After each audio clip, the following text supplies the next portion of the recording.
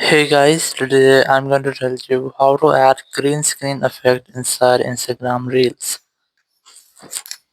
If you're using Instagram and you want to add green screen effects inside your Instagram Reels, so let's see how can you do that. You just have to simply open your Instagram app. Very first, I recommend you have to try to make an update into your Instagram app to prevent issues. So now you just have to tap on this plus option here, then select Reel from here. Once you have selected Reel, you just have to tap on this camera option, and here you can easily create your own reel. So let's see how can you add green screen effect here. So here you can see I have green screen effect here.